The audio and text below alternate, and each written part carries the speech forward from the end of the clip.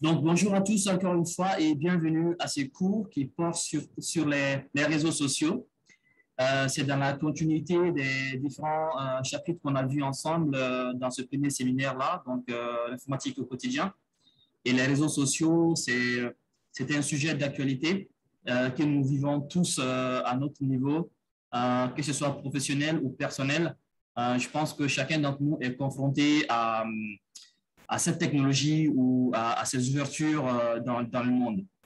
Et donc, le but de ce cours, c'est de vous permettre de mieux connaître ces réseaux sociaux, de voir les caractéristiques communes entre eux, mais surtout de vous permettre de les utiliser avec clairvoyance, de les utiliser avec tout ce qu'on doit savoir là-dessus en termes de mesures de vie privée et de sécurité. Et ce cours ne va pas traiter, par exemple, comment utiliser Facebook ou un de ces médias sociaux.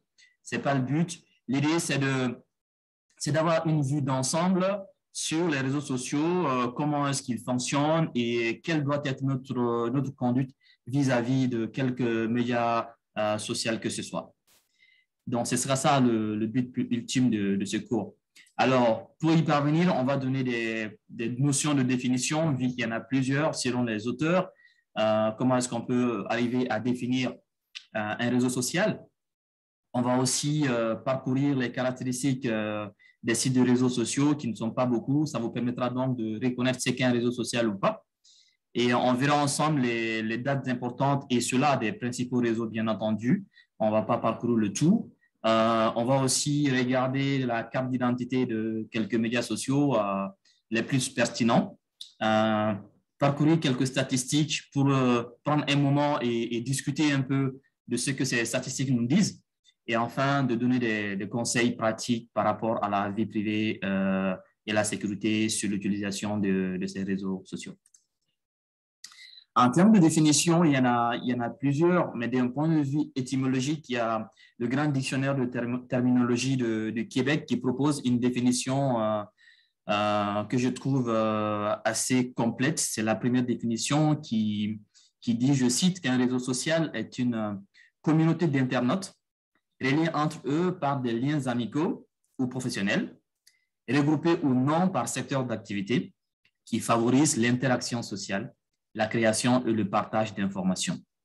Alors, il y a déjà on identifie déjà qui est-ce qui utilise ces réseaux-là. Il s'agit donc des internautes, donc des utilisateurs qui ont accès aux services d'Internet et qui sont reliés entre eux par des liens. Ça peut être des liens d'amitié, de connaissances, de famille ou alors des liens professionnels. Et ils peuvent être regroupés par différents secteurs d'activité. Cela fait appel à la notion de groupe. Des fois, quand on est dans les réseaux, on parle de groupe. On crée un groupe, par exemple, pour le DES médecine de famille parce que vous partagez des intérêts communs ou vous êtes dans le même secteur d'activité. Cela peut arriver. Ou alors, lors d'un événement, par exemple, où vous êtes impliqué, on peut aussi créer un groupe dans ce sens-là. Donc, ça permet de regrouper les internautes ou les utilisateurs de ce réseau social autour d'une thématique bien donnée. Et bien entendu, le but ultime, c'est le partage d'informations, que ce soit dans un groupe ou d'un point de vue professionnel ou même d'un point de vue personnel. L'accent est mis sur le partage d'informations. Alors, c'est ce qui sera un peu la matière de tous les réseaux sociaux. Qu'est-ce qu'on partage? Quelle est l'information qu'on partage ou qui est partagée avec nous? Donc, ça, c'est une première définition proposée par le Grand Dictionnaire de terminologie. Par après, il y a Belfort aussi qui propose une définition qui se veut dire que dans le domaine des technologies, un réseau social consiste en un service permettant de regrouper diverses personnes afin de créer un échange sur un sujet particulier ou non. Donc là encore, lui, il met l'accent, enfin, il définit déjà le contexte en se disant que oui, on est dans un domaine technologique et donc par après, le réseau social va pouvoir permettre de regrouper les gens. Donc il y a la notion de groupe qui est toujours là, et d'échanger des informations sur des sujets particuliers. Donc, on se rend bien compte que les sujets discutés sur les réseaux sociaux sont des sujets aussi variés que possible. Ça peut intéresser un ou pas, un participant ou pas, un membre ou pas. Donc, c'est des sujets aussi variés que cela. Donc, ça, c'est un peu la définition qu'il lui donne. Par après, il y a une autre notion qui est aussi importante à rappeler ici, vu que les terminologies se rapprochent.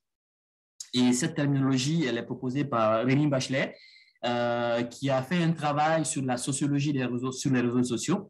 Lui, il a parlé aussi du networking. Alors, le networking, dans ce contexte-là, c'est l'action claire ou très explicite et volontaire d'essayer de rencontrer de nouvelles personnes, de construire un réseau et de l'animer.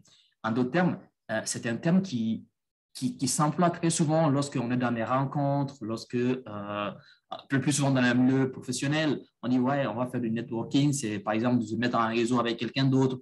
Donc, à titre d'exemple, si par exemple, après un atelier, je vais contacter par exemple le Dr Bayo à Konabougou, de telle sorte que je peux être en lien avec lui et toutes les personnes de son équipe au CSCOM de Konabougou afin de tisser des relations professionnelles. Donc là, j'adhère à l'initiative de faire partie de ce réseau-là. Donc, je le fais activement et je propose des thématiques pour animer. Du genre, je les pose des questions, je peux leur solliciter à ce qu'ils m'invitent à leurs activités. Je partage mon adresse avec eux, des cas de visite, par exemple, qui sont très pratiques. Donc, ça, c'est vraiment une action volontaire, dynamique, d'aller vers les autres personnes afin de nouer contact avec eux. Donc, ce terme aussi est bon à savoir pour faire la différence entre le networking, qui est cette action sociale, on va dire, volontaire, différent de network comme le réseau, on l'a vu le cours dernier, un peu différent d'un point de vue informatique. Et là, le réseau social aussi, on voit la différence nettement. Alors, quelles sont donc les caractéristiques d'un site de réseau social ou des sites de réseaux sociaux? Qu'est-ce qu'ils ont en commun? Quand on essaie d'explorer les différents sites des réseaux sociaux, ils ont des caractéristiques communes. La première chose qui leur détermine, c'est la création d'un profil public ou presque. Que ce soit sur Facebook, que ce soit sur LinkedIn, que ce soit sur pas mal de réseaux sociaux, on a la possibilité de créer un profil. Et ce profil est accessible aux autres membres de ce réseau-là. Donc, le profil, il est public. Alors, on peut penser qu'il est peut-être pseudo-public ou pas complètement public du moment où il y a certaines informations qu'on peut décider de partager ou non, ou de rendre public ou non. Donc, cela peut être du choix de l'utilisateur. Je peux, par exemple, décider de masquer soit mon adresse email ou mon numéro de téléphone ou réserver cette information-là seulement aux personnes qui sont en relation avec moi, à mon réseau ou à mes amis, comme on aime bien le dire, et que ce ne soit pas disponible, par exemple, à toute personne qui va vouloir consulter mon profil. Donc, c'est dans ce sens où on parle de pseudo-public. Donc, l'information que vous décidez de rendre anonyme ou pas. Mais dans tous les cas, le premier caractéristique, c'est qu'on a la possibilité de créer un profil. Deuxième caractéristique, on a la possibilité de définir la liste des autres utilisateurs avec lesquels il y a des relations. On fait allusion là à ses amis.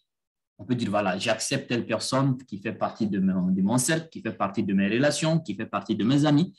Donc, cette liste-là, c'est moi qui accepte. Du moment où on a les invitations et on accepte l'invitation de ces personnes-là pour qu'elles puissent faire partie de notre relation ou de notre cercle ou de nos amis, en d'autres termes. Donc, cette liste-là, presque tous les réseaux sociaux nous donnent la possibilité de gérer nos amis ou nos relations. Nos relations, je préfère mieux ce terme-là parce qu'en fait, ami, c'est un terme, en fait, il y a un peu de...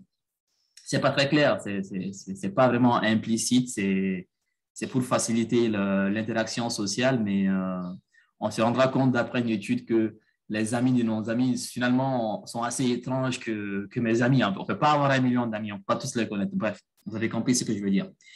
Le troisième caractéristique des réseaux sociaux, c'est que ça nous permet de visualiser et de parcourir la liste des relations et celle des autres amis ou des autres utilisateurs ou des autres relations.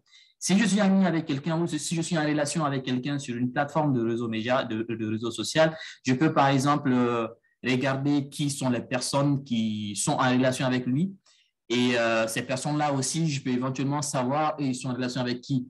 De telle sorte qu'on peut avoir des personnes en commun pour lesquelles nous partageons une relation directe ou indirecte. Donc, c'est des choses qui arrivent. Par exemple, pour les utilisateurs du réseau social professionnel LinkedIn, On peut par exemple voir souvent que ouais, je suis en relation directe avec une personne ou en relation lointaine avec une autre personne je connais cette personne par l'intermédiaire d'une autre personne.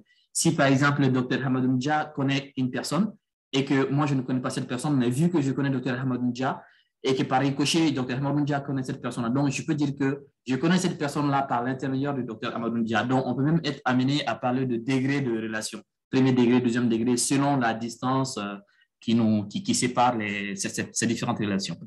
Donc, dans tous les cas, les réseaux sociaux, ils vont nous permettre de faire ces trois choses basiquement. Si on n'a pas ces possibilités de faire avec un média social, c'est que difficilement on pourra le classer dans la catégorie des réseaux sociaux. Okay? Ils peuvent avoir d'autres catégories ou avoir d'autres fonctionnalités, mais là, c'est typique des réseaux sociaux.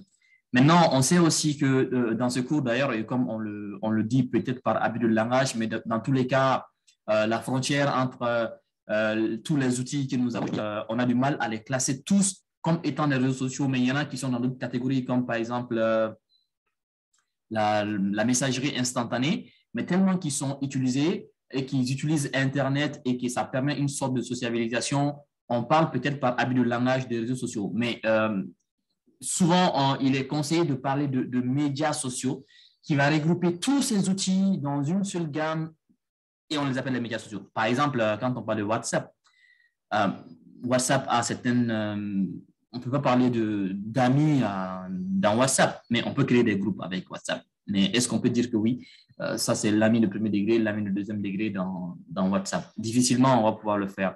Mais c'est quelque chose qui va permettre la messagerie instantanée, ça permet de partager ton profil, ça permet de partager tes posts, les informations ou les statuts qu'on publie et que toutes les personnes avec lesquelles on est en contact, on peut les voir, qui sont dans notre répertoire téléphonique. Donc, c'est un peu la nuance qu'on peut avoir entre médias sociaux et réseaux sociaux. Après, on va parcourir un peu l'historique des réseaux sociaux. L'histoire des réseaux sociaux n'a pas commencé aujourd'hui, même si ces dernières années, ça a eu beaucoup d'émergence. Cela se comprend bien aussi avec toute l'avancée qu'on a eue en termes de technologie, mais aussi en termes d'accès à cette technologie-là. On peut bien imaginer que si on n'avait pas une certaine facilité d'accès à Internet, difficilement on allait avoir autant de personnes qui se connecteraient à Internet. Donc, cela explique cela.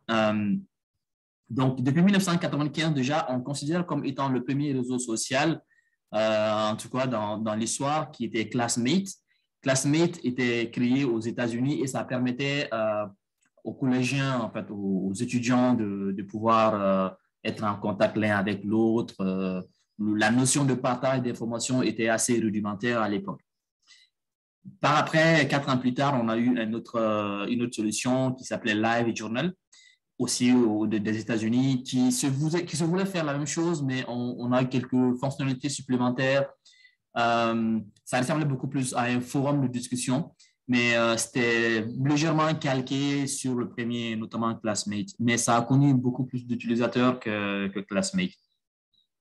Et chemin faisant, on a connu d'autres. Hein. Par exemple, en France, il y a eu le réseau social Copain d'avant. Copain d'avant qui était une solution française, mais qui a vraiment eu du succès car sur ce territoire-là, ça n'a pas eu une très grande ampleur. Après, en Asie, on a connu la création ou le lancement de Friendster, qui se voulait faire à peu près la même chose que les autres, mais à chaque fois, on ajoutait une petite couche d'amélioration et une petite couche d'ouverture pour permettre aux gens de l'utiliser au-delà des frontières dans lesquelles ces solutions étaient créées ou lancées. Par après, en 2003, on a eu Hi5. Hi5, je ne sais pas si certains d'entre vous ont eu la chance de connaître. Moi, j'ai eu la chance de connaître Hi5. 2003, ça a coïncidé d'ailleurs à la première fois où j'ai créé une adresse email. Je me rappelle encore de cette année-là.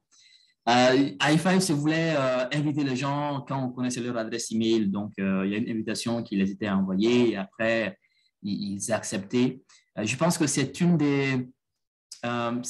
des plateformes de réseau social qui donnait la possibilité à ce qui est cette acceptation de faire partie ou non à un cercle ou à une relation ou à un ami.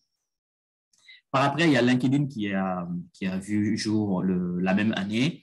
Et après, dans son parcours, il n'a pas eu l'essor qu'il avait aujourd'hui. Il a eu tout un parcours, en fait.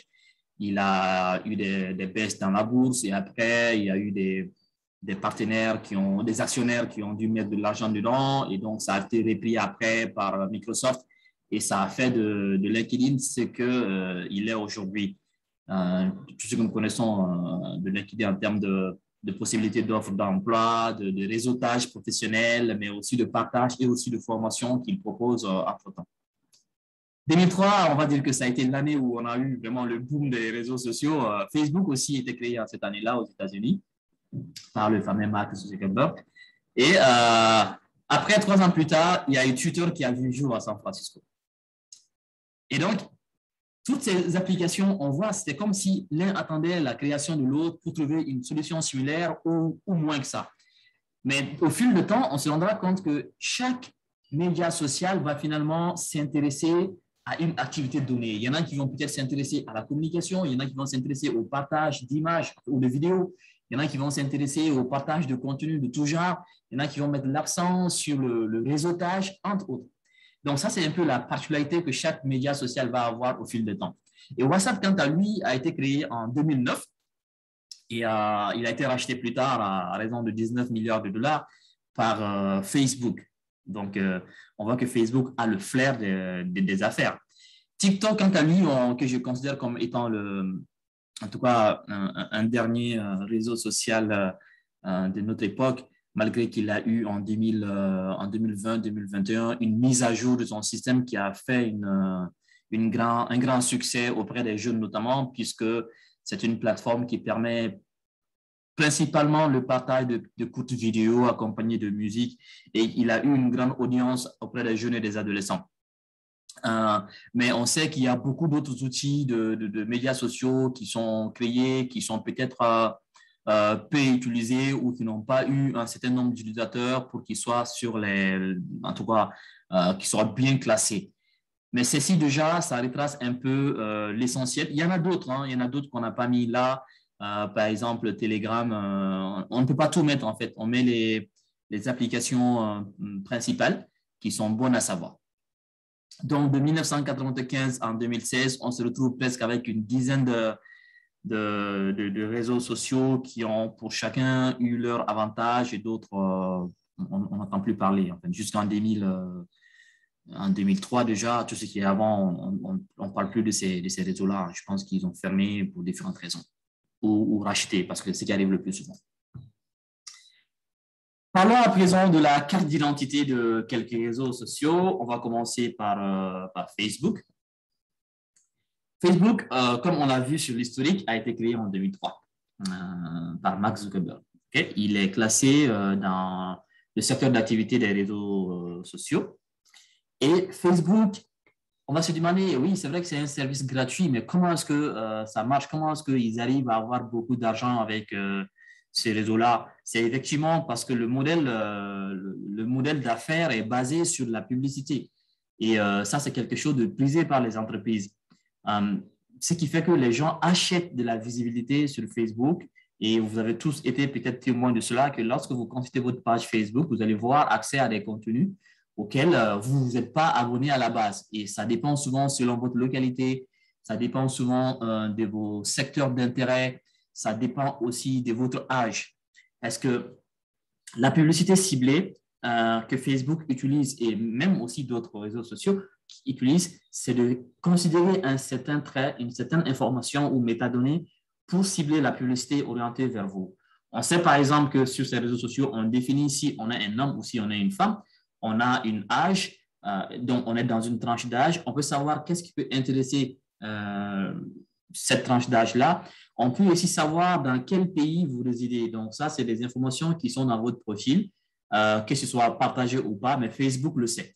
Donc les publicités ou les annonceurs vont acheter ces informations auprès de Facebook afin de pouvoir booster leur pub vers ces utilisateurs-là. Donc, c'est une façon de Facebook d'avoir une grande rentabilité en termes d'argent. Et vous aussi, vous allez peut-être mordre à l'hameçon à ces publicités-là. Il y en a qui peuvent être en lien avec vos intérêts parce que c'est quand même ciblé ou non. Par exemple, facilement, on peut avoir un post ou une publication sur un produit qui peut intéresser une catégorie de personnes, selon la tranche d'âge, selon le sexe, selon le centre d'intérêt qu'on a défini, par exemple, dans notre profil. Si on met dans notre profil que je suis fan de football ou je suis fan de natation ou de ces choses-là, et donc un produit qui est axé sur ce secteur d'activité, on a facilement la tendance à voir ça dans la file de publication. Et quand on clique là-dessus et qu'on puisse faire des affaires à donc accéder ou acheter ces produits-là, donc vous voyez ce que ça fait. Donc, c'est de l'argent qui est généré juste derrière. Et c'est grâce à cela qu'en 2012, Facebook a eu une grosse entrée d'argent dans la bourse avec près de 104 milliards de dollars. Et ça a été pour les applications technologiques quelque chose de phénoménal. Et depuis après, il s'est imposé. Et rapidement, 4 ans plus tard, il a donc racheté, par exemple, WhatsApp parce qu'il a su qu'il faut quand même qu'il essaie de multiplier ses secteurs d'intérêt. Parce que plus de personnes on a, plus on peut faire de la publicité ciblée. Parce que plus de profils tu as, on a plus d'informations. Plus on a d'informations, on peut cibler. Mais moins on a d'utilisateurs, ça veut dire qu'on a moins de cibles, en d'autres termes. C'est ce que ça va vouloir dire. Et ce qui fait qu'aujourd'hui, Facebook est vraiment en plaisir des entreprises. Quand je parle d'entreprise, il ne s'agit pas seulement des entreprises industrielles, même des entreprises de services. Par exemple, les universités, les organisations, les associations, les entreprises de tout type sont prisés pour faire mettre en place ou créer des pages Facebook. Pourquoi? Parce qu'il se veut de la visibilité. Quand on crée sa page Facebook, on peut donc acheter des annonces pour être vu de par notre cible, de par le monde, hein, peut-être dans le pays d'intérêt ou la sous-région d'intérêt ou la population d'intérêt, entre autres. Donc, ça, c'est quelque chose qui est devenu un must. En fait, c'est quelque chose à faire. Si on ne le faisait pas, c'est comme si on ne donnait pas toutes les chances à cette entreprise-là de se faire de la notoriété. Et c'est vrai que beaucoup d'entreprises ont compris cela assez rapidement, que ce soit Coca-Cola, que ce soit le McDonald's, en tout cas les grandes entreprises qui sont dans le monde, ils font vraiment du web marketing et c'est vraiment rentable. Et notre intérêt, c'est que ça permet à ces entreprises-là d'être à l'écoute de leur clientèle, donc de pouvoir connaître l'avis assez rapidement de leur clientèle pour pouvoir ajuster leur offre, corriger les insuffisances que leurs produits ont éventuellement. Par exemple, si Nestlé, sur la page de Nestlé lance un nouveau produit à la consommation et que il y a des utilisateurs qui se plaignent de la qualité ou je sais pas moi, de la présentation ou de l'accessibilité de ces produits-là, peu importe, facilement, ils peuvent remonter cela sur la page Facebook de l'entreprise et les personnes qui sont en charge de gérer les pages Facebook, qu'on appelle les community managers, et là, c'est quelque chose d'important, je vais revenir juste après, vont pouvoir écouter ces clients afin de pouvoir gérer ou traiter rapidement la demande. Parce que dans ce monde-là, plus vous avez des insuffisances que vous ne corrigez pas, plus vos concurrents vont s'en inspirer pour proposer de nouveaux produits. Et donc, ce sera un détournement de clientèle. Et ça, une entreprise digne de ce nom ne va pas se permettre. Donc, c'est presque une guerre sur Internet ou sur les médias sociaux pour gagner de la clientèle, vendre les produits, amener à une plus grande consommation de services. Donc, ce n'est pas pour rien que Facebook est un géant parce qu'il donne la possibilité aux entreprises d'être à l'écoute, presque d'être très proche des clients. Imaginons le monde des entreprises avant cela, parce qu'il fallait qu'ils fassent des grandes enquêtes de satisfaction auprès de la clientèle. Donc, c'est des enquêtes qui vont prendre du temps, énormément d'argent, du papier, du temps pour traiter ces analyses, remonter et tout. Mais maintenant, imaginez-vous, dès lors qu'on lance un produit, d'abord, avant le lancement du produit, les clients sont informés, ils sont impatients. Les points de livraison sont connus, les modalités d'achat sont connues et des fois même les prix sont connus. Donc, les gens y vont assez rapidement. Et après aussi, les feedbacks sont connus. Oui, le produit il est bon, oui, j'ai aimé, mais ça peut être amélioré. Et rapidement, on essaie de trouver les solutions pour cela.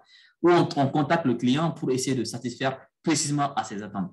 Ce qui était vraiment difficile parce qu'il y avait un grand temps de latence qui était fait, ou un temps de perdu, qui ne permettait donc pas aux entreprises de répondre assez rapidement à la satisfaction de la clientèle.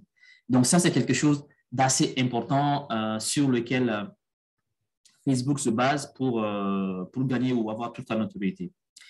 Il y a aussi un aspect qui est bon à savoir, c'est que Facebook, quand il a été lancé quelques années plus tard, il l'a rendu accessible à toutes les personnes qui ont plus de 13 ans.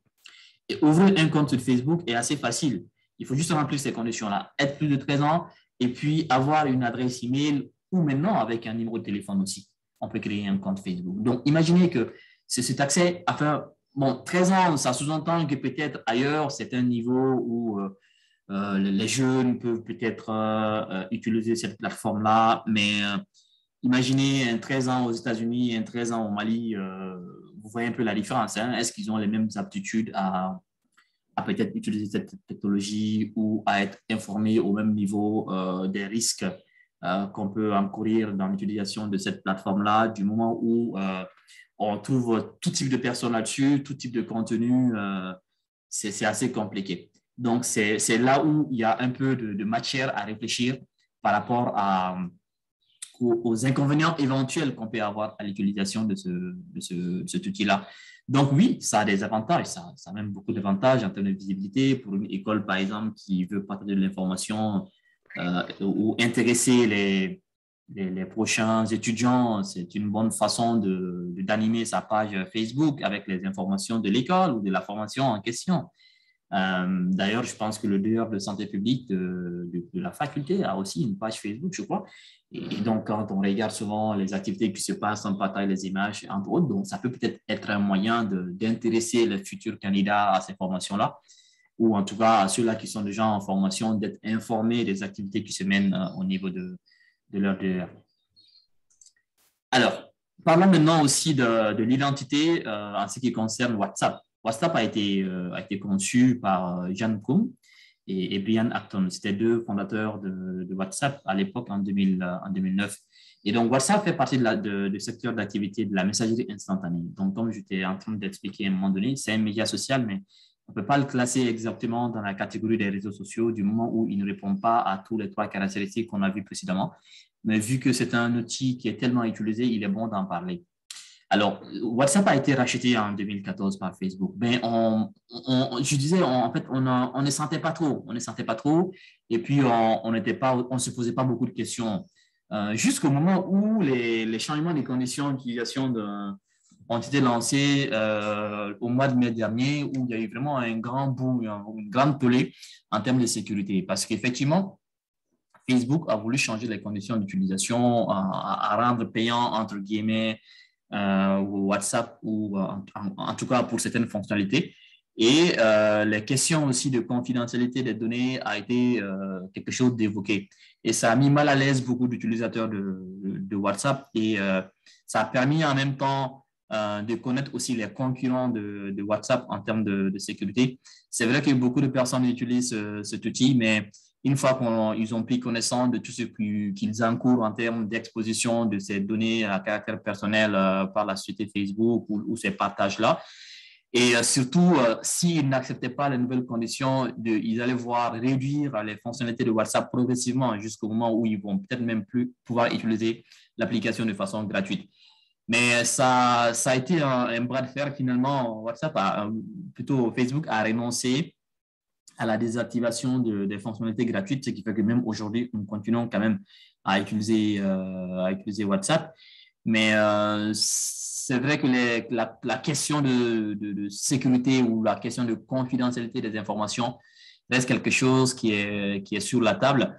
Même si nous savons que WhatsApp permet le chiffrement de la communication bout à bout, ça veut dire que de l'émetteur au receveur, les discussions qui se passent entre vous sont cryptées, mais il y a les métadonnées qui ne sont pas cryptées, qui sont susceptibles d'être connues par près de, comment on appelle, des centaines d'employés de WhatsApp qui sont une sorte de modérateurs qui veillent au contenu des messages échangés par rapport à tout ce qui va concerner le terrorisme, tout ce qui va concerner la pédophilie, entre autres. Donc, ces genres de contenus sont sous surveillance, bien entendu. Une autre chose, c'est que un utilisateur peut décider de signaler le contenu du message de son correspondant. Et s'il le signale, ça veut dire que le message est remonté auprès des modérateurs de WhatsApp qui vont en ce moment pouvoir regarder le message. Et les messages donc de la personne vont être redirigés vers les modérateurs pour qu'ils puissent voir si toutefois le contenu respecte les clauses de confidentialité et de sécurité de l'outil.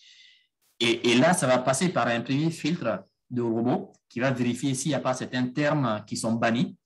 Si le robot n'arrive pas à traiter, à ce moment, il va passer la main à un humain qui va s'asseoir, statuer là-dessus. Soit ignorer le message, donc continuer, la personne va utiliser son compte, ou alors il va bannir le message, ou au pire des cas, il va fermer le compte utilisateur de l'utilisateur de WhatsApp.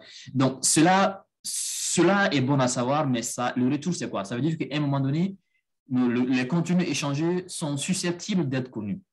Par exemple, il y a des informations, des métadonnées qui ne peuvent pas être masquées si jamais il y a des contrôles, ou il y a de la surveillance, ou il y a des audits qui sont faits. C'est par exemple le numéro émetteur, le statut de réception de vos messages, lus ou pas, les statuts qu'on publie, de ce genre d'informations peuvent être connus si jamais il y a une demande express de la juridiction compétente.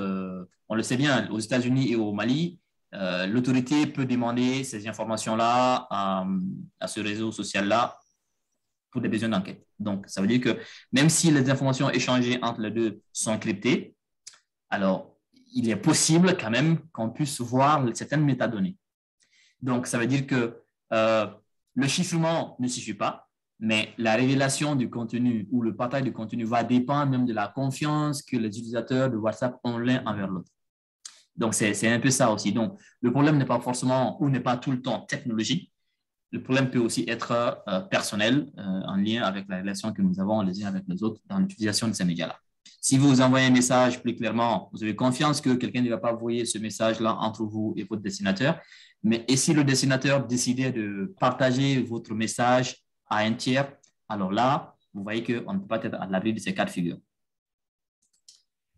Alors, prenons un dernier réseau social, LinkedIn, pour voir sa carte d'identité. LinkedIn, c'est entre guillemets, on va dire que c'est le Facebook professionnel, entre guillemets. Il y a certains auteurs qui l'appellent comme ça. Ça a été fondé par trois auteurs, Reid Hoffman, Alan Blue et Jean-Luc Véan. Ça a été créé aussi en 2003 et c'est dans le secteur des réseaux sociaux. LinkedIn a eu des parcours un peu difficiles le temps qu'il n'ait toute sa notoriété, surtout avant qu'il ne soit racheté par Microsoft à raison de 26,2 milliards de dollars. Et après, il a été vraiment boosté. C'est aujourd'hui un réseau prisé par le monde professionnel.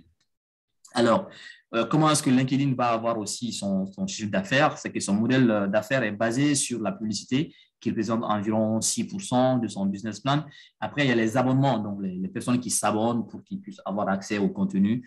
Ça représenterait à environ 12%. Mais surtout, c'est son service de recrutement qui a le plus grand taux de recouvrement à environ 62%. Donc, c'est là où il gagne le plus d'argent, en fait, parce que LinkedIn va non seulement vous permettre d'être en contact avec des recruteurs, aussi d'autres personnes du même secteur ou pas, avoir des CV en ligne qui sont consultables et des recommandations que vous pouvez faire, mais aussi ça vous permet de développer certaines compétences en termes de micro-formations qui sont souvent rendues, qui sont publiées sur ces réseaux-là, entre autres. Donc, ils ont quand même les astuces pour tout ce qui concerne le recrutement et formation aussi. Mais en termes d'actualité concernant LinkedIn, c'est qu'en juin dernier, il y a un pirate qui a publié sur le dark web, donc c'est la partie sombre d'Internet, des données qu'il aurait siphonnées sur la base de données de LinkedIn. Ça a concerné près de 90% des abonnés de LinkedIn. Les données sont en ligne. Donc, il les vend au plus offrant. Donc, imaginez-vous, ces 90%, ça peut être, je suis peut-être dedans, en fait. Ça a concerné beaucoup d'utilisateurs, leur nom, leur prénom, leur adresse email, leur boîte postale, souvent leur prétention salariale et ces genres d'informations qui sont revendues à des tiers sur le dark web. Donc, vous imaginez cette atteinte à la vie privée qu'on a sur ce genre de réseau. Ça, ce n'est que le cas, et ça, c'est un cas récent, en fait, parce que c'est de cette année, il y a juste quelques mois. Et là, il n'arrive pas à définir exactement comment le pirate a pu s'enquérir de ces informations. Mais les articles qui ont traité la question pensent qu'il a piraté une API de LinkedIn. Une API authentique de LinkedIn a été piratée et c'est grâce à cette faille-là que le pirate a dû voler toutes ces informations. Donc, on n'est pas à l'abri, même si les réseaux sociaux nous proposent, enfin, ils ont ou ils intègrent certains paramètres de sécurité, nul n'est à l'abri de la sécurité à 100%. Donc, notre identité peut être dévoilée au grand jour d'une manière ou d'une autre. Donc, ça nous invite tous à quand même être assez regardants par rapport à ce que nous rendons disponible sur Internet et que nous ne devons pas rendre disponible sur Internet. Parlons à présent de quelques statistiques d'un point de vue mondial, pas spécifique à un pays. Et ça permet donc d'avoir un peu de visibilité par rapport à quelques médias sociaux, à commencer par Facebook. Vous pourrez peut-être fermer votre microphone, Samabali. Bon, je vais le faire d'ailleurs. Voilà, merci. Donc, on recensait en janvier 2021 2,8 milliards d'utilisateurs actifs. Donc, les utilisateurs actifs, ce sont ceux-là qui ont utilisé la plateforme dans les 30 derniers jours qui ont précédé l'enquête. Donc, 2,8 milliards. Wow.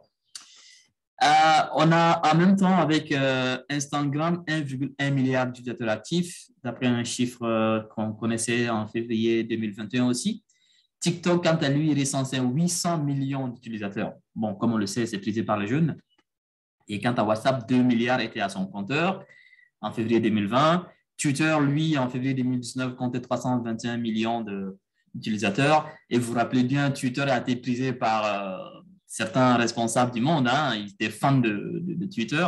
Et LinkedIn, dont nous venons de voir la carte d'identité, comptait plus de 660 millions d'utilisateurs actifs en février 2019. Donc, imaginez combien de personnes enregistrent ces informations, parce qu'au moins, chaque site, chaque réseau social va collecter un minimum d'informations que possible, au moins votre adresse email ou votre téléphone, ou votre nom ou prénom, ou votre sexe, ou votre pays. Bon, des informations basiques. Après, il y a beaucoup d'autres informations qui sont dans les préférences, en fait, dans les profils. Ces informations ne sont pas obligatoires, mais si vous les renseignez, ça va permettre à ces réseaux de savoir ou de pouvoir vous cibler pour la publicité. Donc, encore, ça répond un peu au business plan de certains médias sociaux, comme j'ai pris l'exemple de Facebook qui va vous envoyer des publicités ou faire voir des publicités en lien avec votre profil ou vos préférences. Et TikTok, on se rappelle bien que, dès même que Twitter a été prisé par certains leaders mondiaux, TikTok a été considéré comme une plateforme non souhaitée. Même on avait demandé à ce qu'on le bannisse aux États-Unis, par exemple. Mais il n'y a pas que les États-Unis qui bannissent souvent certains médias sociaux. Hein. Souvent en Inde et en Iran, certains réseaux sociaux arrivaient à être bloqués parce qu'ils étaient considérés comme étant des outils qui permettaient aux résidents de ces pays-là d'échanger certaines informations que le gouvernement ne voulait pas. Et ça, c'est pas vraiment rare. Même dans notre pays, je pense qu'à un moment donné, il y avait Facebook ou similaire qui aurait été fermé ou rendu inaccessible pour certaines raisons de, je sais pas moi, hein, est-ce que c'est une question d'atteinte à la vie privée ou d'atteinte à la liberté d'expression plutôt, vais-je dire. Mais dans tous les cas, il y a des solutions connexes qui étaient utilisées, comme par exemple l'utilisation de VPN pour contourner l'adresse IP afin de passer par l'IP de notre pays et d'accéder à ces contenus. Donc, souvent, les pouvoirs peuvent verrouiller certains médias sociaux parce que ça ne fait pas leur affaire, parce que ça permet aux révoltes ou aux soulèvements. On se rappelle du printemps arabe où Facebook a beaucoup contribué à ces mouvements-là. Donc, ce sont des raisons pour lesquelles certaines autorités ne veulent pas trop de certains médias, surtout s'ils sont assez ouverts et s'ils n'ont pas la même mise là-dessus. Toujours dans les statistiques, là, j'ai emprunté une information de Global Data, de HotSuite et de We Are Social qui font des revues périodiques par rapport à l'utilisation d'Internet de façon globale, mais aussi à beaucoup d'autres services. C'est un rapport intéressant et vous pouvez avoir accès en cliquant sur le titre de la diapositive ici où j'ai imbriqué le lien d'accès. Cette diapositive nous montre le temps utilisé quotidiennement sur certains médias. Okay?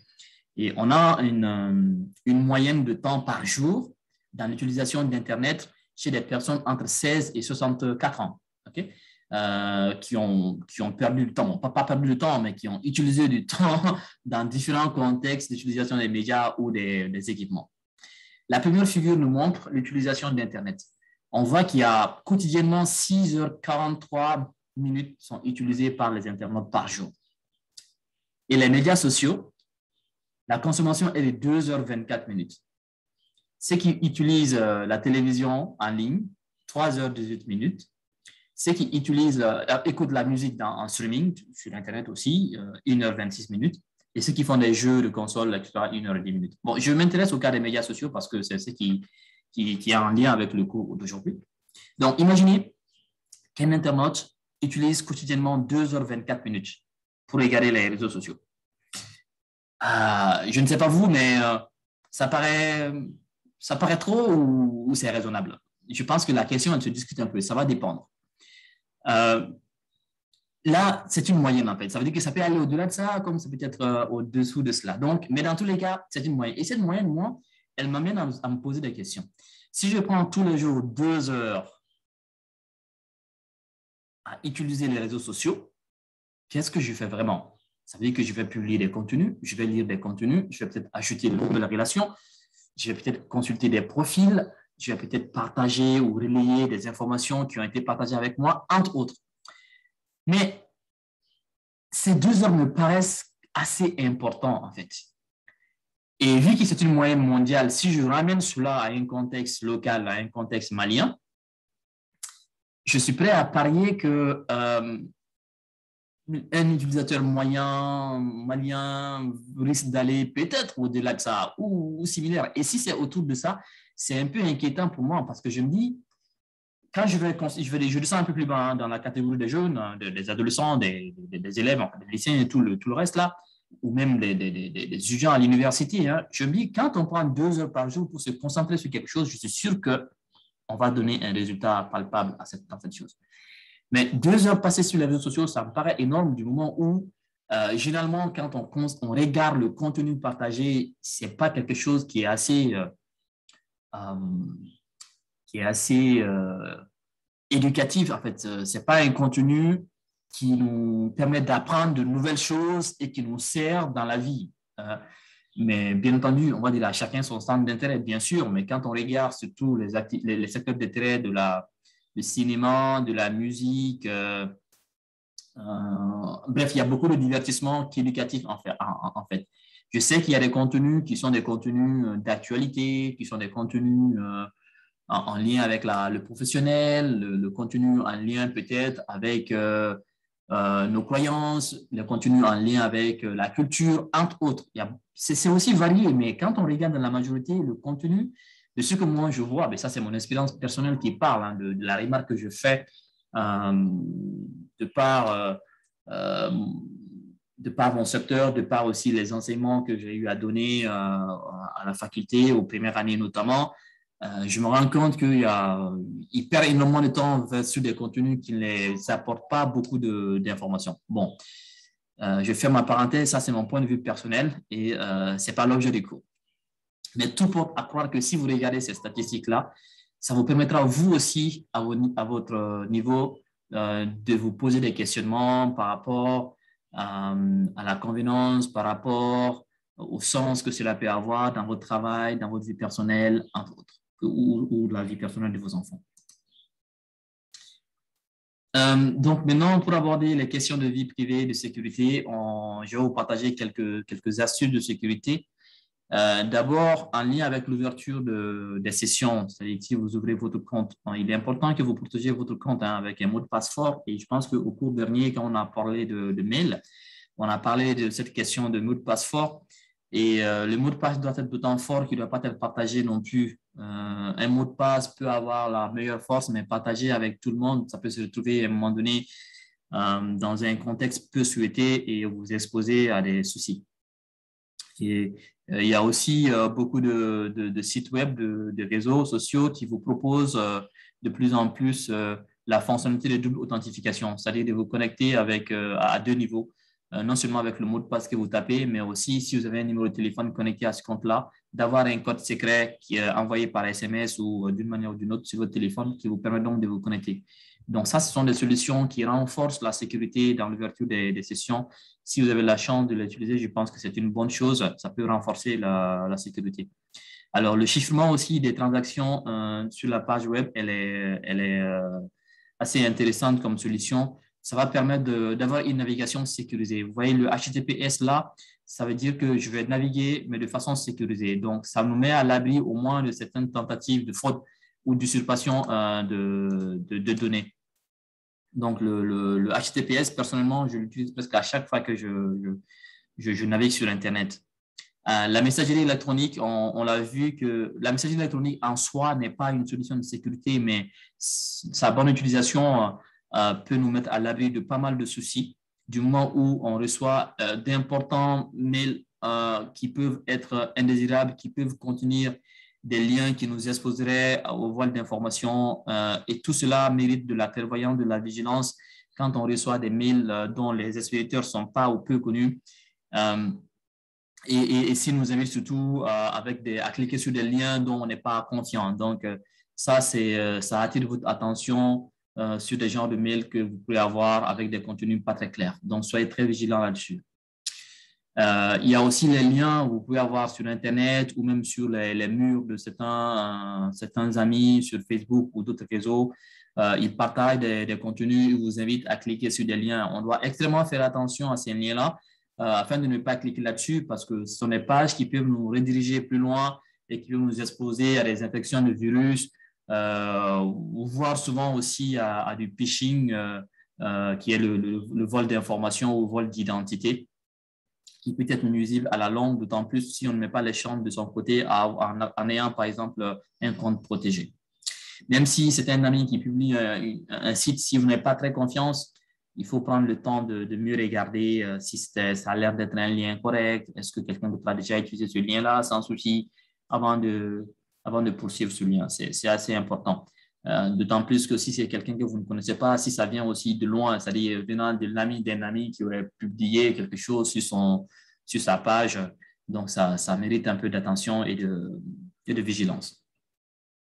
Il y a aussi de l'arnaque où il faut être très, très regardant. On a vu beaucoup de cas, peut-être que vous-même, vous avez fait l'expérience personnelle où des criminels veulent profiter du fait que les réseaux sociaux sont libres, où tout le monde crée un compte sous différentes identités, on ne peut pas le savoir. Ils vont profiter pour escroquer les gens de différentes façons en vous proposant des services ou des produits qui ne sont peut-être pas de qualité ou des choses qui vont vous amener peut-être très loin. Ou il y en a qui vont vous contacter en disant « oui, je peux faire ceci, cela ». Et là, il y a des gens qui sont souvent susceptibles. Imaginez par exemple que vous êtes en train de parcourir votre page peut-être Facebook qui est assez utilisée par presque tout le monde. Vous voyez une annonce qui dit, bon voilà, je vais guérir telle maladie avec telle solution, contactez-moi à tel numéro ou contactez mon WhatsApp, etc., etc.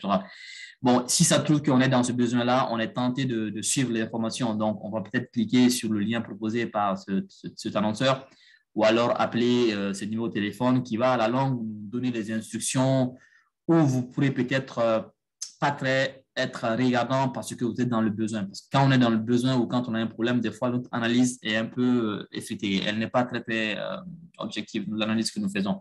Donc, dans ce cas-là, ça peut nous amener loin. Ils vont me dire, oui, amenez-moi $1 million pour ce produit-là, je vais vous vendre, trouvez-moi à tel endroit. Donc, ça peut vous amener de Facebook à très, très loin, en fait. Donc, il y a énormément d'arnaqueurs, il y a énormément de scénarios qu'on a connus via ces plateformes-là. Donc, encore une fois, beaucoup plus de vigilance. Une autre chose importante, c'est qu'il y a des applications tierces qui sont proposées ou boostées sur les réseaux sociaux souvent, où on vous demande de les installer.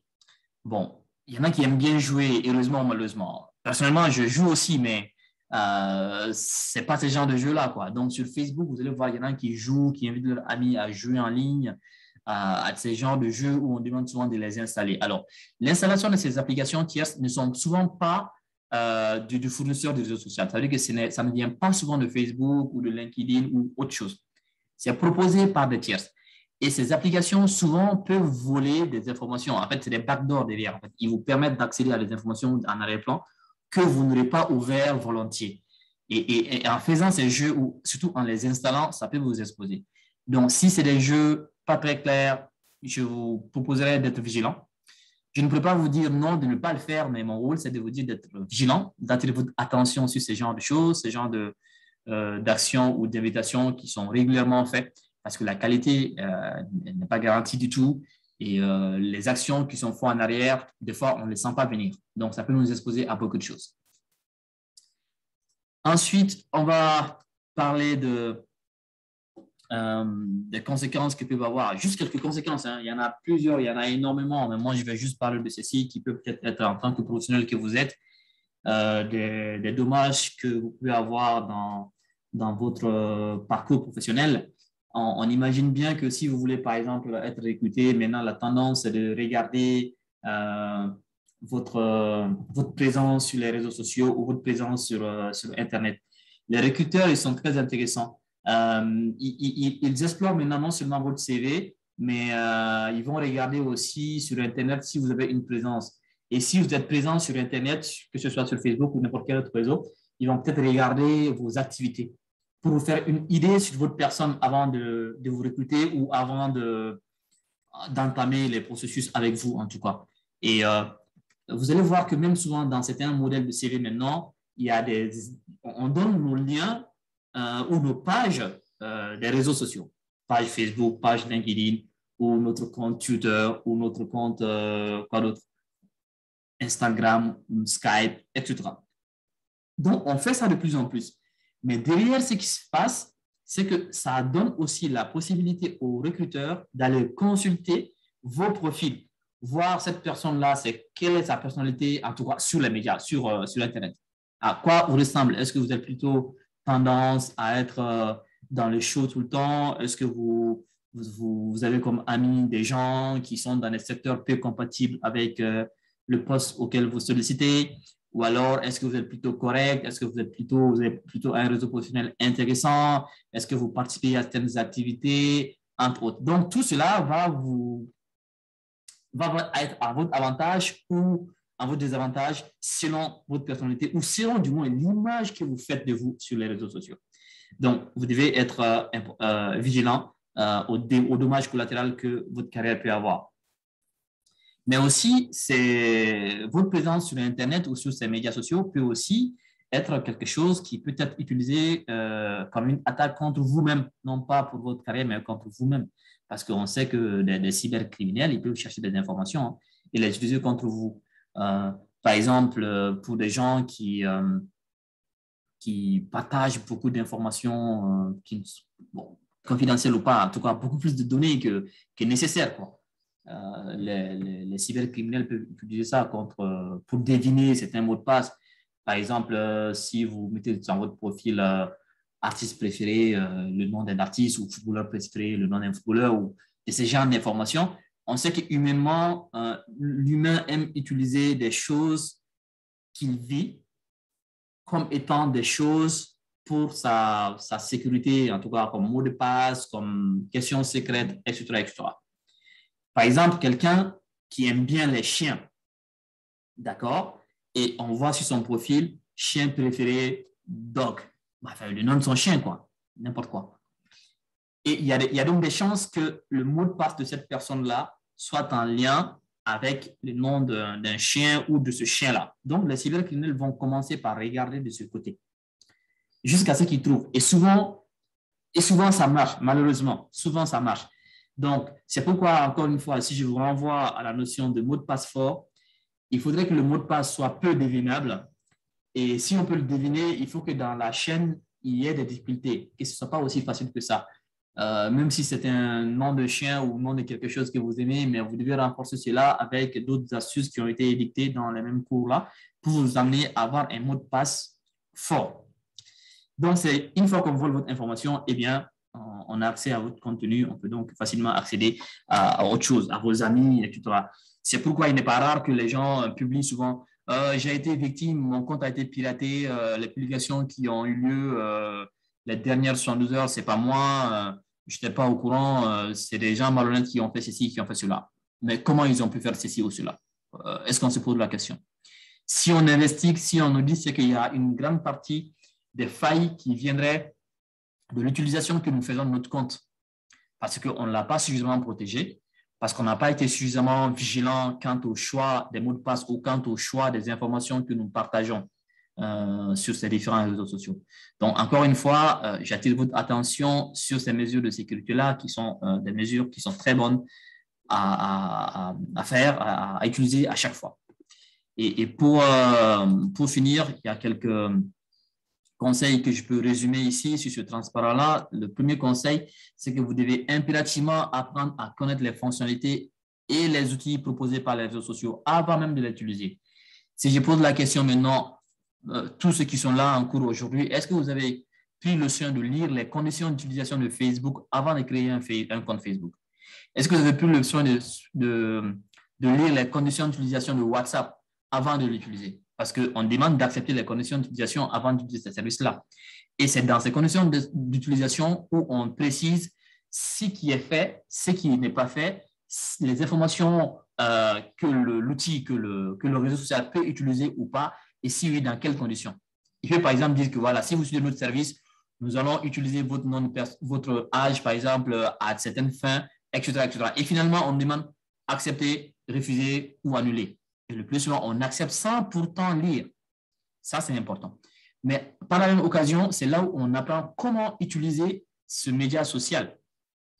Par exemple, si vous faites une publication comme ça, voici comment c'est fait, voici comment l'information est relayée, etc. Donc, ça vous permet de savoir au moins, si je fais cette action-là, comment cette action va être, quel est le mode de fonctionnement en d'autres termes, et quel pourrait être son impact. Est-ce que cela me plaît ou pas? Si ça ne me plaît pas, je décline l'offre. Mais si je suis à l'aise avec aussi, je peux continuer avec ce outil-là, ce service-là. Donc, ça, c'est une première chose d'importance capitale. Pas vous seulement, et pas, ça ne concerne pas seulement les réseaux sociaux, hein, même ça concerne tout ce qui est mailing, quand on crée un compte sur Google ou ailleurs, c'est pareil. Hein. Du moment où on utilise un service en ligne et qu'on doit être amené à accepter les conditions d'utilisation, on doit prendre le soin de lire correctement et de comprendre les clauses du contrat. Mais vous êtes d'accord avec moi ou vous allez me dire peut-être que oui, mais ces conditions-là, c'est des pages et des pages, je ne vais pas lire tout ça. De toute façon, je vais accepter, je n'ai pas le choix, etc. Oui, mais si on accepte, il faudrait peut-être aussi qu'on ne se plaigne pas après, parce qu'ils vont dire qu'on a précisé cela dans notre condition d'utilisation et maintenant, vous ne pouvez pas vous plaindre. Donc, c'est un peu ça le revers, voyez-vous. Deuxième conseil, protégez votre compte. Protégez votre compte parce que la confidentialité des informations d'accès, c'est-à-dire ne rendez pas tout public. Il y a certaines choses qui ne sont pas nécessaires de rendre public. Bon, il y en a aussi qui ne sont pas terribles. Hein. Si vous êtes médecin, vous êtes médecin. Ce n'est pas la fin du monde, hein, voyez-vous. Mais il y a certains détails peut-être qui ne sont pas nécessaires de dire. Par exemple, dire que oui, j'ai deux enfants, l'un s'appelle Adama, l'autre s'appelle Amina. Est-ce que c'est pertinent ça? Je pense que non. Je vous rappelle, en fait, je profite de l'occasion pour ouvrir une toute petite parenthèse assez rapidement. Depuis que les médias sociaux ont eu de l'émergence, il y a eu pas mal de publications qui ont essayé de nous montrer les avantages, mais aussi les inconvénients de ces médias sociaux. Je me rappelle qu'il y a eu un film qui a été réalisé. Ce film met l'accent sur l'utilisation des réseaux sociaux. Voici une famille qui avait un bébé. Ils ont eu un joli enfant là. Et ils partageaient le développement en fait, de cet enfant-là à chaque fois. À chaque fois que l'enfant avait 6 mois, ils avaient des prises de photos, les sorties que l'enfant bénéficiait avec les parents, ils prenaient des photos au parc, par-ci, par-là, partout où ils amenaient l'enfant, ils prenaient des photos. Et ils annonçaient même, on amène l'enfant dans tel parc, tel jour, etc. etc. Et ils publiaient ça sur leur page Facebook. Et bien, les familles avoisinantes étaient très contentes parce que c'était une famille heureuse enfin, qui avait la belle vie, qui avait un enfant adorable, etc. etc. Mais qu'est-ce qui s'est passé dans le film plus tard? L'enfant s'est fait kidnapper par un malveillant. Pourquoi? Parce que la personne a suivi sur Facebook des photos de cet enfant-là avec ses parents, bien sûr, et il a su qu'ils amenaient leur enfant à tel endroit. Donc, le malfrat les a suivis, il a finalement kidnappé le bébé. Et donc, vous imaginez bien la suite, hein? Pour retrouver ce bébé-là, bon, il faut faire des enquêtes, des fois, il n'y a pas de chance, il n'a pas dans quelles conditions, etc., etc. Donc, ça a été presque un drame pour cette famille-là. Fin de l'histoire. Donc, on ne partage pas tout nécessairement. Partager ce qui est peut-être intéressant, mais d'autres cas, il ne faut peut-être pas partager. Il y a aussi cette question de double authentification. Si vous avez la chance de l'utiliser, ça peut être intéressant. C'est une bonne chose. Troisième conseil, vérifier les paramètres de confidentialité. Alors, les paramètres de confidentialité, c'est de savoir qu'est-ce qui peut être partagé avec mes amis et qu'est-ce que les autres ne peuvent pas voir. Voilà, de ces genres de choses. On peut rendre confidentiel certaines informations. Donc, encore une fois, tout n'est pas public, quoi. Quatrième conseil, maîtrisez vos publications. Il ne faut pas partager de contenu compromettant. Si vous partagez des contenus qui concernent d'autres personnes, il faut au préalable avoir leur consentement. Si quelqu'un publie un contenu sur vous et que vous pensez que ce contenu-là peut être compromettant pour vous, demandez gentiment à la personne d'enlever votre mention sur le contenu partagé. Ça peut être intéressant. Vous savez bien que souvent, comme on dit, l'histoire va rattraper les gens par rapport à ce qu'on publie 10 ans, 20 ans, 50 ans après. On nous les ressort en disant que oui, à telle époque, tu étais comme ça, vous êtes donc recommandable ou pas. Tout le monde a entendu des histoires similaires. Donc, il est donc important de maîtriser ce que vous publiez. Et comme cinquième conseil, il est bon de faire preuve aussi de discernement avec les informations publiées. Ça veut dire que si vous voyez une information publiée sur les murs de quelqu'un ou vous avez lu quelque part, il faut quand même que vous compreniez cette information avec la plus grande attention, le plus grand discernement. Tout ce qui est écrit n'est pas forcément du vrai. Et si c'est vrai, ça dépend peut-être du contexte ou ce qui est écrit ne concerne qu'un point de vue personnel de la personne qui l'a publié. Ça peut donc ne pas s'appliquer à tout le monde. Donc, toutes ces informations-là doivent être mesurées avec beaucoup d'attention. Donc, ce n'est pas parce que c'est publié sur un réseau social que finalement, c'est un verset coranique ou que finalement, c'est un verset biblique. Non, ces genres d'informations doivent être pris avec beaucoup d'attention, consommées avec beaucoup d'attention en gardant en tête le contexte. Comme sixième conseil, faites attention à vos interlocuteurs. Toutes les personnes qui vont vouloir être amies avec vous, bon, vous les connaissez peut-être, mais il y en a que vous ne connaissez peut-être pas directement. Donc, soyez vraiment vigilants avec qui vous échangez. Dans vos échanges, dites peut-être pas tout, ne soyez pas ouverts à tout. Voilà, soyez vigilants, quoi. Vous voyez ce que je veux dire, hein? Comme septième conseil, il faut éviter les ordinateurs et les réseaux Wi-Fi publics. Si vous êtes dans un contexte où vous utilisez un ordinateur public, il faut que vous soyez vraiment très, très vigilant. Parce que si vous laissez des traces sur cet ordinateur public-là, quelqu'un d'autre pourra l'utiliser à d'autres fins. Moi, ce que je conseille, si vous êtes sur un ordinateur public qui n'est pas pour vous, il faut naviguer en mode, comment on appelle ça, en mode privé, la connexion privée. Donc, c'est comme si vous passez en mode fantôme, vous ne laissez pas de traces derrière vous.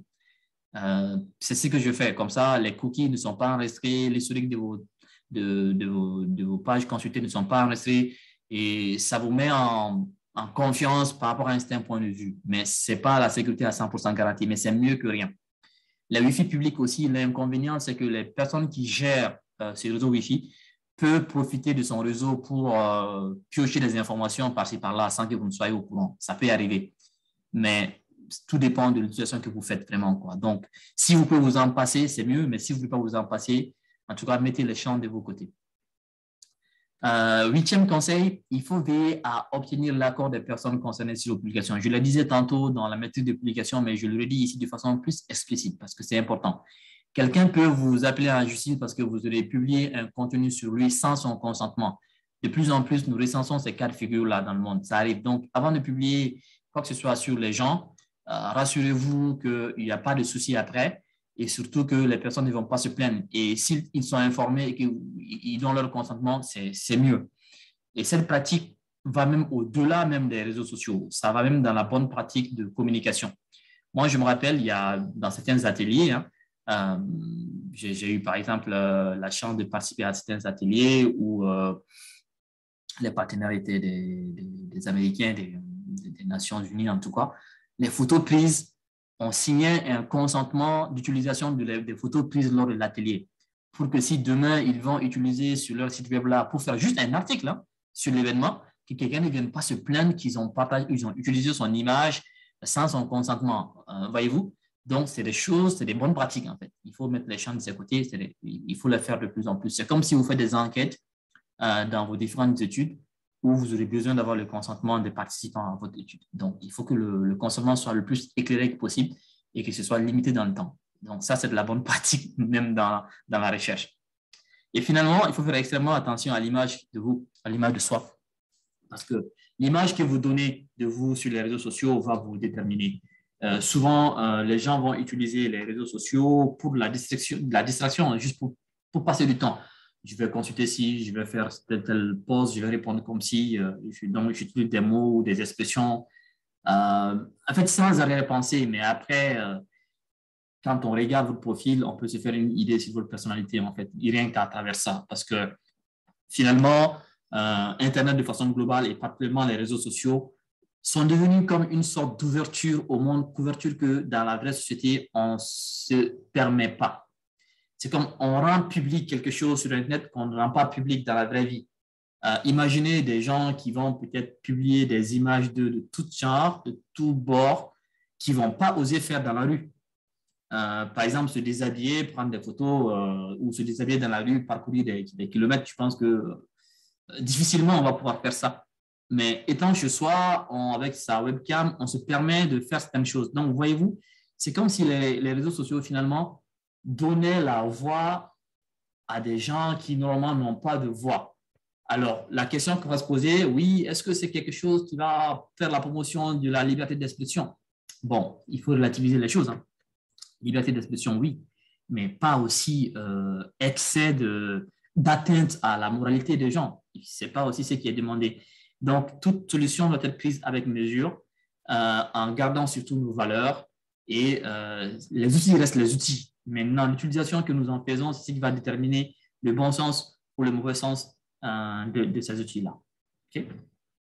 Il y a une question qui est venue dans le chat qui demande au cas où nos comptes ont été piratés, comme on l'a fait,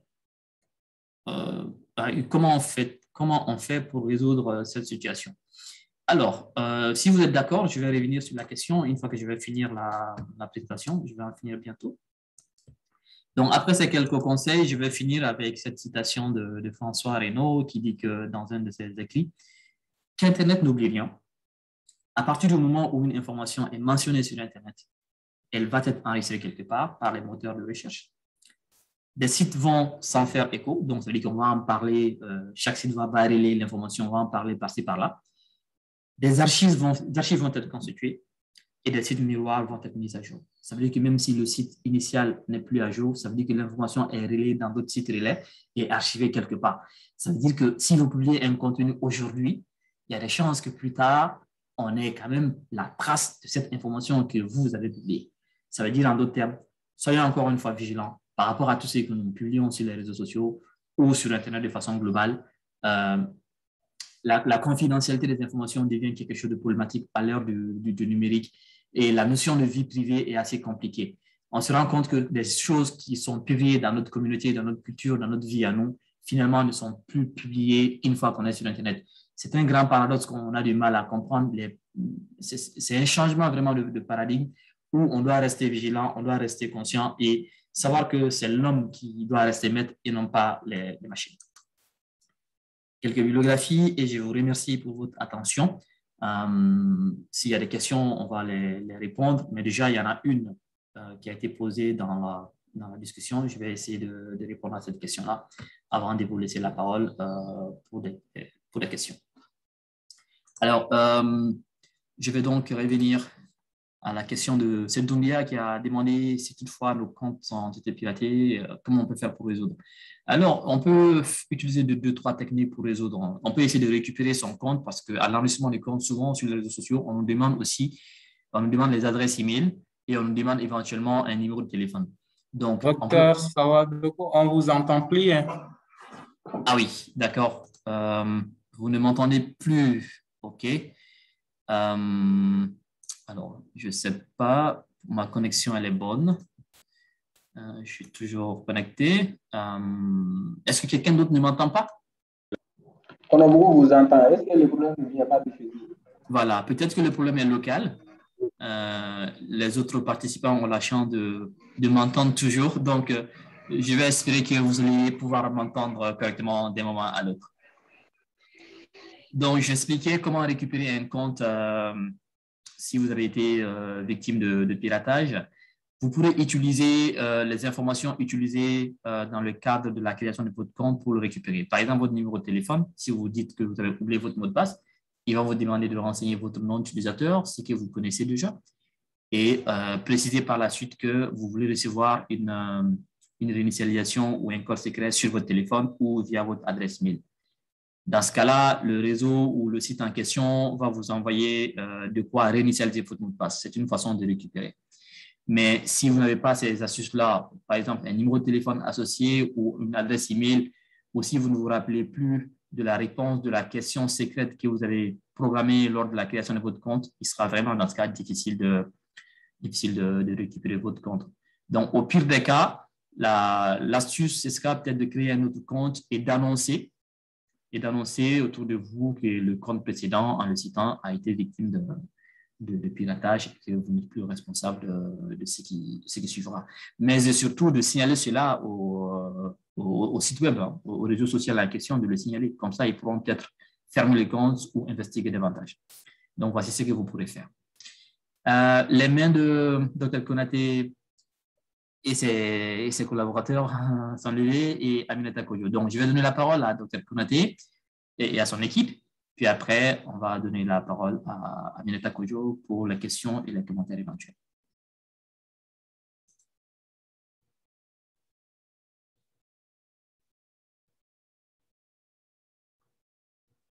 Alors, en espérant déjà que vous nous entendez, hein, Dr Konaté, parce que vous aviez des soucis à un moment.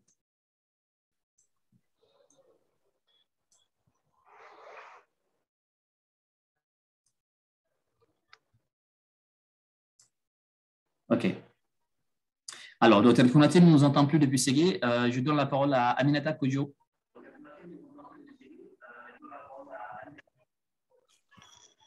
D'accord. Bonsoir. Bonsoir. Vous m'entendez? Oui, nous nous entendons correctement. D'accord. Merci, Dr Sawadoko, pour la qualité de la présentation. J'ai quelques questions en rapport avec le cours, notamment par rapport à votre avis concernant les publications que nous voyons récemment sur Facebook, à savoir, par exemple, qu'est-ce que 2021 vous réserve, qu'est-ce que votre prénom signifie, qu'est-ce que votre mois de naissance signifie, des choses comme ça.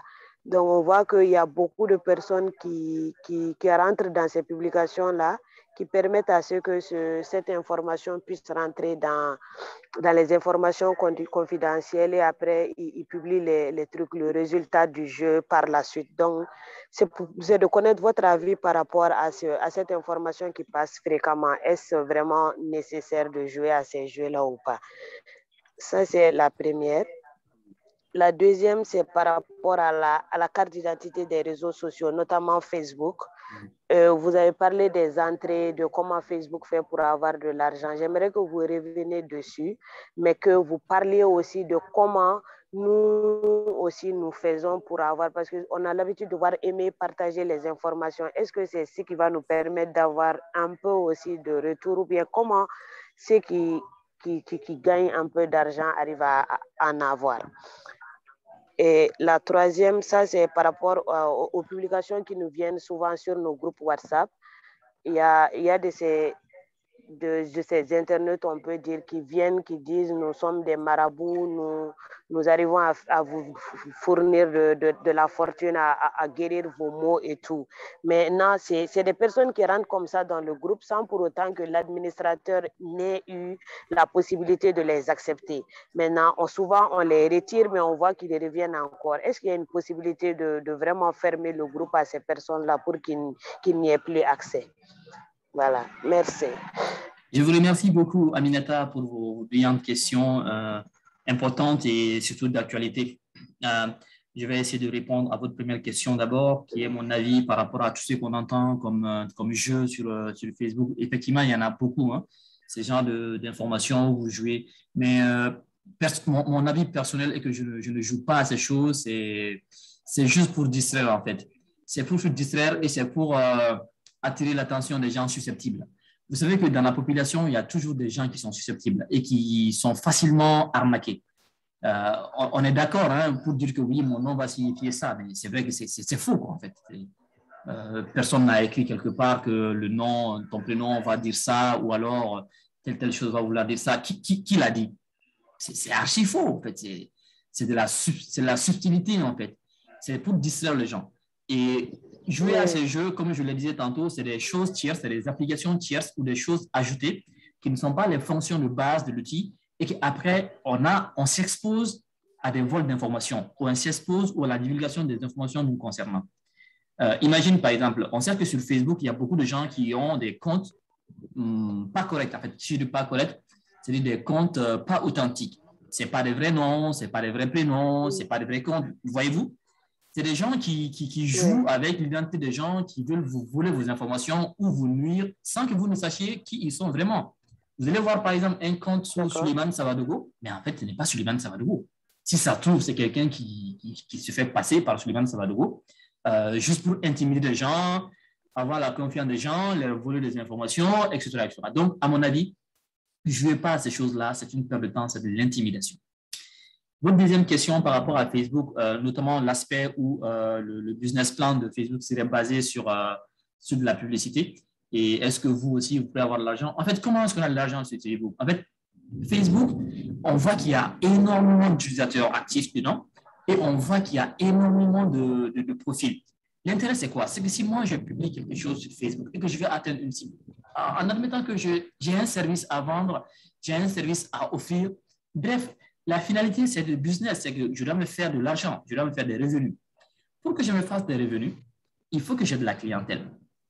Et je sais qu'avec la base de données de Facebook, je peux facilement avoir ma clientèle. Si je m'intéresse seulement aux dames parce que j'ai un service qui est destiné aux dames, j'ai un service qui est destiné aux femmes d'un certain âge, eh bien, je vais acheter de l'annonce dans Facebook en disant que je veux atteindre tous les utilisateurs de Facebook qui sont des dames qui sont entre tel âge et qui résident à Bamako, par exemple. Donc, je vais décider que je vais faire de la publicité destinée à ces personnes-là. Que vous le voulez, Aminata, ou non, une fois que vous vous connectez sur Facebook, vous allez voir mon annonce.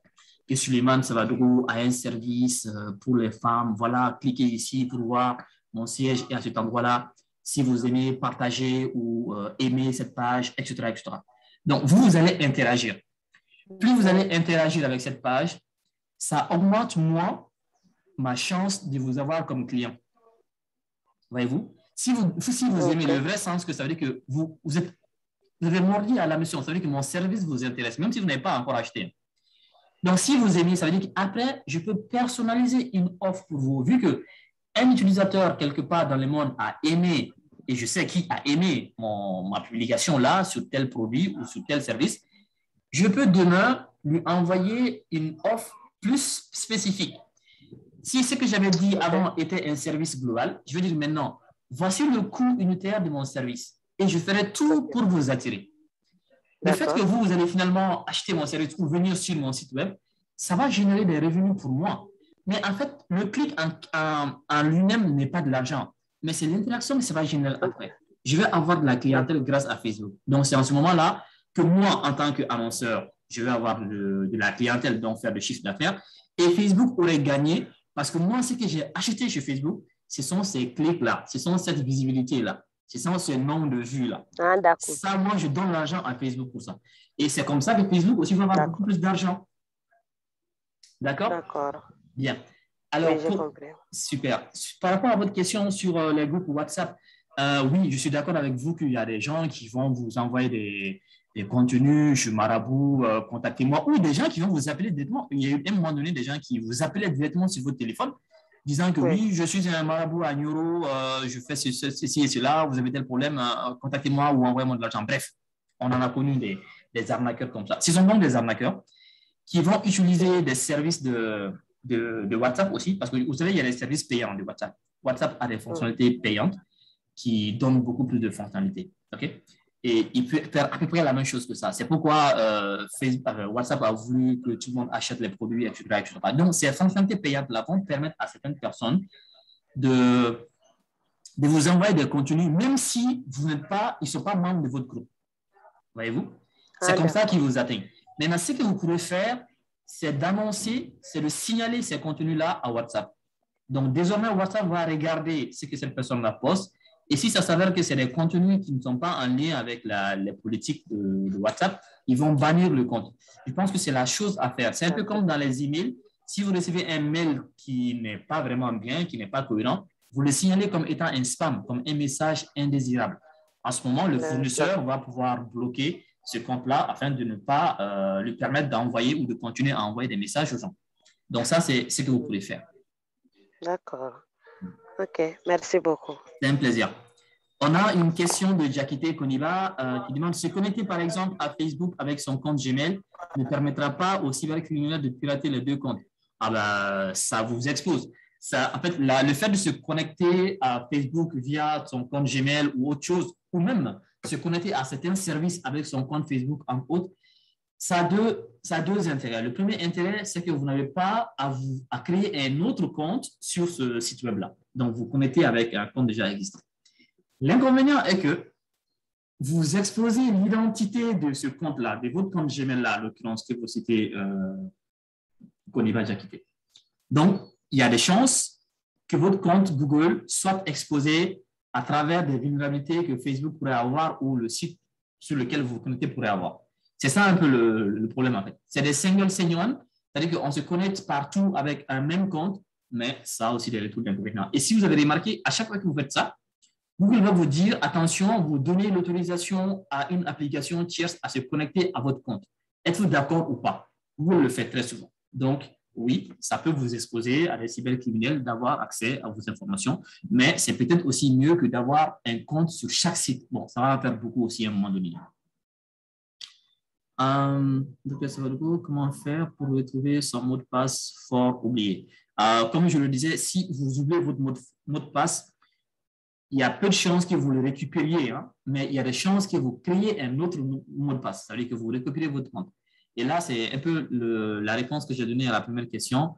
En d'autres termes, vous venez sur le site web, vous dites que vous avez oublié votre mot de passe et il va vous guider dans les différentes instructions, par exemple en utilisant votre numéro de téléphone ou en utilisant le dernier mot de passe que vous avez utilisé, ou alors en répondant à la question secrète que vous avez paramétrée, entre autres, jusqu'à ce que vous récupérez votre mot de passe. Moi, ce que je peux vous dire, si vous avez un mot de passe vraiment fort, le temps que vous vous habituez à utiliser ce mot de passe fort-là, écrivez-le quelque part. Ce n'est pas une bonne pratique, mais c'est mieux que les perdre à chaque fois. Vous écrivez quelque part, par après, vous le consultez jusqu'à ce que vous ayez le réflexe de le retenir. Une fois que vous avez le réflexe de le retenir, eh bien, vous pouvez supprimer le support sur lequel vous avez écrit. Un exemple plus clair. Si vous avez une carte bancaire, la banque va vous donner une enveloppe dans laquelle il y a votre mot de passe de la carte bancaire. Et ils vont mettre la mention déchirer ce mot de passe ou ce papier-là juste quand vous finissez de lire. Et on sait très bien que, bon, en tout cas, moi, ça ne réussit pas bien. Moi, à chaque fois que j'ai renouvelé mes cartes bancaires, je ne peux pas mémoriser le mot de passe par cœur. Donc, je ne peux pas m'hasarder à déchirer la lettre qui contient le mot de passe. J'attends un moment où je suis familier avec l'utilisation de la carte jusqu'à ce que je me souviens du mot de passe. À ce moment-là, je peux supprimer. Mais si je supprime, je vais me tromper, ma carte sera bloquée, je vais aller à la banque, payer des frais supplémentaires pour qu'on me réinitialise mon mot de passe, etc. Donc, vous voyez, ça peut être la même chose. En fait. La meilleure des choses, c'est de vous souvenir, mais la bonne chose, c'est de vous familiariser aussi avec ce mot de passe-là. Une fois que ceci est fait, alors, vous pourrez supprimer le support. Le support, on ne veut pas le garder parce que c'est un élément compromettant. Vous pouvez, par exemple, perdre votre carnet d'adresse ou perdre votre support sur lequel vous avez votre mot de passe. Donc, si quelqu'un le ramasse, bon, vous voyez ce que ça veut dire? Donc, c'est de peur de ces cas de figure qu'on encourage à ne pas garder le support sur lequel notre mot de passe serait consigné. Voilà, j'espère que j'ai répondu à votre question et qu'il n'y en a pas d'autres. Donc, ceci est le dernier cours sur le séminaire informatique au quotidien. Dans les prochains jours, vous allez recevoir le premier devoir sur les différents cours que nous avons vus ensemble. Et la semaine prochaine, le docteur Konaté va introduire le cours sur l'information sanitaire. Et moi, j'aurai aussi la chance de dispenser quelques chapitres. Donc, je vous remercie encore une fois pour votre attention dans vos différents lieux de stage et beaucoup de courage pour la suite de l'apprentissage. Merci, docteur. Bonne soirée. Merci beaucoup. Je pense avoir vu une question. Ah, merci à vous aussi, c'est bon à savoir. Ouais. Merci, docteur Sado, merci beaucoup. C'est un plaisir, à vous aussi, merci. Et depuis, c'est avec docteur